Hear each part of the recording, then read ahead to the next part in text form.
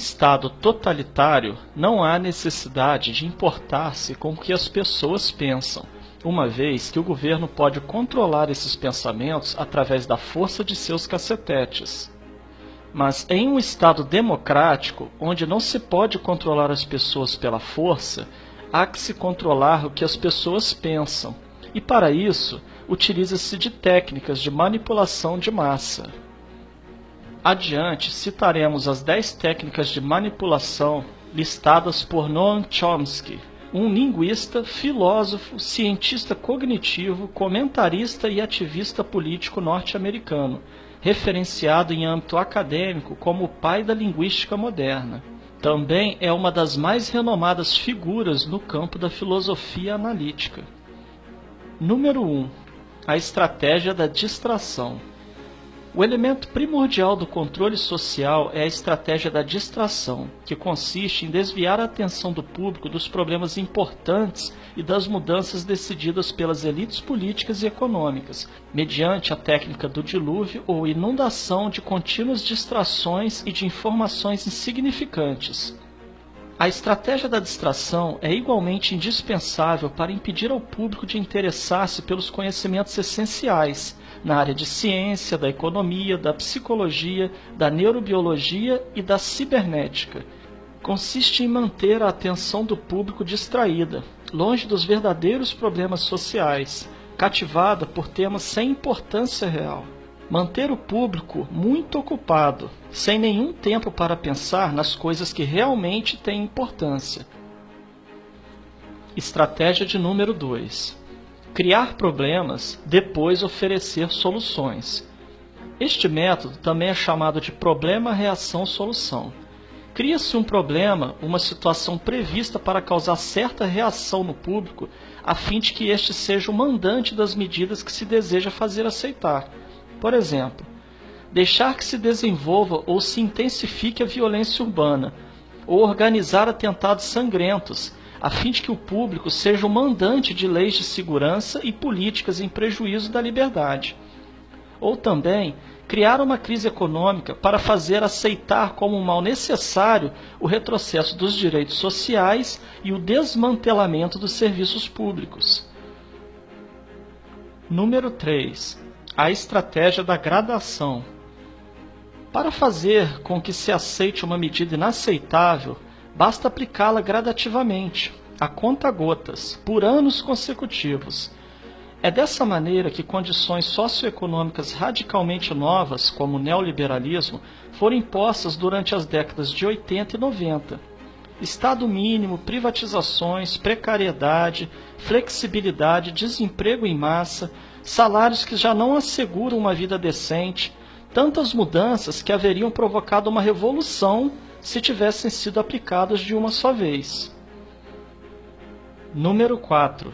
A estratégia do deferido. Outra maneira de se fazer aceitar uma decisão impopular é de apresentá-la como sendo dolorosa e necessária, obtendo a aceitação pública no momento para uma aplicação futura. É mais fácil aceitar um sacrifício futuro do que um sacrifício imediato. Primeiro, porque o esforço não é empregado imediatamente. Em seguida, porque o público, a massa, tem sempre a tendência a esperar ingenuamente que tudo irá melhorar amanhã e que o sacrifício exigido poderá ser evitado. Isto dá mais tempo ao público para acostumar-se com a ideia de mudança e de aceitá-la com resignação quando é chegado o momento. Estratégia número 5. Dirigir-se ao público como crianças de baixa idade. A maioria da publicidade dirigida ao grande público utiliza discurso, argumentos, personagens e entonações particularmente infantis, muitas vezes próximos à debilidade, como se o espectador fosse um menino de baixa idade ou um deficiente mental. Quanto mais se deseja enganar ao espectador, mais se tende a adotar um tom infantilizante. Por quê? Se você se dirige a uma pessoa como se ela tivesse a idade de 12 anos ou menos, então, em razão da sugestionabilidade, ela tenderá, com certa probabilidade, a uma resposta ou reação também desprovida de um sentido crítico, como a de uma pessoa de 12 anos ou menos de idade. Estratégia número 6. Utilizar o aspecto emocional muito mais do que a reflexão. Fazer uso do aspecto emocional é uma técnica clássica para causar um curto-circuito na análise racional e, por fim, ao sentido crítico dos indivíduos. Além do mais, a utilização do registro emocional permite abrir a porta de acesso ao inconsciente para implantar ou enxertar ideias, desejos, medos e temores, compulsões ou induzir comportamentos. Estratégia de número 7. Manter o público na ignorância e na mediocridade. Consiste em fazer com que o público seja incapaz de compreender as tecnologias e os métodos utilizados para seu controle e sua escravidão. A qualidade da educação dada às classes sociais inferiores deve ser a mais pobre e medíocre possível, de forma que a distância da ignorância que paira entre as classes sociais inferiores e as classes sociais superiores seja e permaneça impossível para o alcance das classes inferiores. Estratégia de número 8. Estimular o público a ser complacente na mediocridade. Consiste em promover o público a achar que é moda o fato de ser estúpido, vulgar e inculto. Estratégia de número 9. Reforçar a revolta pela autoculpabilidade.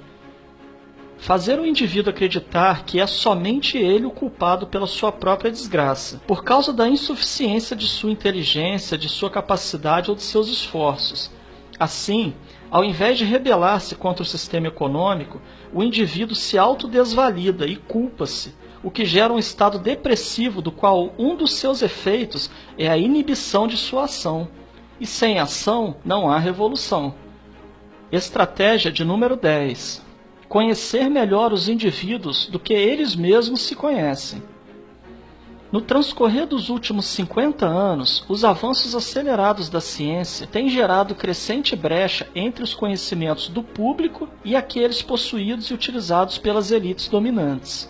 Graças à biologia, à neurobiologia e à psicologia aplicada, o sistema tem desfrutado de um conhecimento avançado do ser humano, tanto de forma física como psicologicamente. O sistema tem conseguido conhecer melhor o indivíduo comum do que ele mesmo conhece a si próprio. Isto significa que, na maioria dos casos, o sistema exerce um controle maior e um grande poder sobre os indivíduos do que os indivíduos a si mesmos. Observando essas 10 estratégias citadas por Noam Chomsky, certamente poderemos fazer relações com o que vivemos atualmente, principalmente no campo político. Portanto, é dever de cada um analisar cada fato e notícia a partir de seu próprio ponto de vista, reunindo a maior quantidade de informações possível.